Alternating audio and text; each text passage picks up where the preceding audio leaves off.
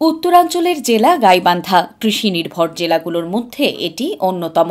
সারা বছর এ জনপদের উর্বর মাটিতে বিভিন্ন রকম ফসলের আবাদ হয়ে থাকে। তবে এবার এ অঞ্চলের কৃষিতে নতুন সম্ভাবনার দুয়ার খুলেছেন কৃষকরা। ধান সহ প্রচলিত অন্যান্য আবাদের পরিবর্তে কৃষকরা জেলায় প্রথমবারের মতো বাণিজ্যিকভাবে চাষ করছেন ভিনদেশি সবজি বিটরুট।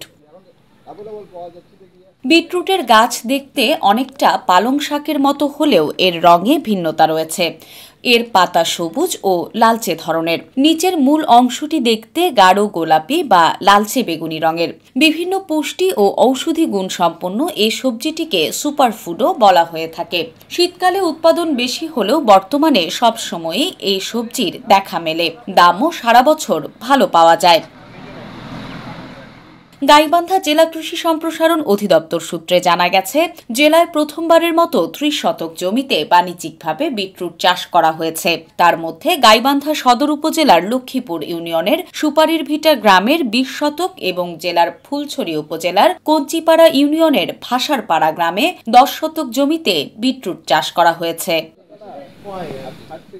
সরেজমিনে দেখা যায়, গাইবান্ধা সদর উপজেলার লক্ষ্মীপুর ইউনিয়নের সুপারির ভিটা গ্রামের ২০ শতক জমিতে বিটরুট চাষ করে সাড়া ফেলেছেন ফারুকুজ্জামান ফারুক ও মাহফুজা বেগম কৃষক দম্পতি। তারা জানান, দীর্ঘদিন থেকে ধান, পাট সহ প্রচলিত বিভিন্ন কৃষি পণ্য আবাদ করেছেন তারা, কিন্তু কোনো চাষেই তেমন লাভবান হতে পারছিলেন না। তবে এবার বেসরকারি উন্নয়ন সংস্থা SKS ফাউন্ডেশনের SMP প্রকল্পের কর্মকর্তাদের পরামর্শ ও সহায়তায় বিটরুট চাষ করেন। ৩ মাসের ব্যবধানে অন্যান্য ফসলের চেয়ে অধিক লাভে খুশি তারা। বিটরুট চাষে লক্ষাধিক টাকার লাভ হবে বলে আশাবাদী কৃষক ফারুক। মোটামুটি ভালো লাভ হবে। এখনো পর্যন্ত মনে করো ১৫০, ১০০ টাকা, ১৬০ টাকা এরকম করি। আমার যার বাজার মূল্য আমি বর্তমানে এই ২০ শতক জমিতে আশা করছি প্রায় ৮০ থেকে ১ লক্ষ টাকার আমি আশা করছি। এবং এর যার এখন বর্তমান বাজার মূল্য আমি প্রায় ১৫০ টাকা খুচরা বিক্রি করতেছি, পাইকারি আমি ১২০ টাকা, ১১০ টাকা এরকমভাবে বিক্রি করতেছি। SKS ফাউন্ডেশনের SMP প্রকল্পের ব্যবস্থাপক হারুনুর রশিদ বণিক বার্তাকে বলেন, আমরা শুরু থেকেই আর্থিক এবং কারিগরি বিভিন্ন সহায়তা দিয়েছি, সেই সঙ্গে বাজারজাতকরণের ব্যাপারেও আমরা সহযোগিতা করছি। গাইবান্ধা জেলা কৃষি সম্প্রসারণ অধিদপ্তরের উপপরিচালক মোহাম্মদ খোরশেদ আলম বণিক বার্তাকে বলেন, বিটরুট একটি লাভজনক ফসল হওয়ায় আগামীতে বিটরুটের সম্প্রসারণের জন্য উদ্যোগ গ্রহণ করা হবে।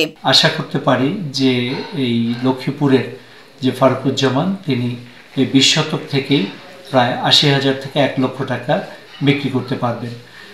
এটি যেমন আর্থিকভাবে লাভবান হচ্ছেন, পাশাপাশি এই বিটরুটের যদি আমরা মেডিসিনাল ভ্যালু চিন্তা করি, তাহলে এটি খুবই গুরুত্বপূর্ণ একটি ফসলটি আবাদ করা খুবই লাভজনক।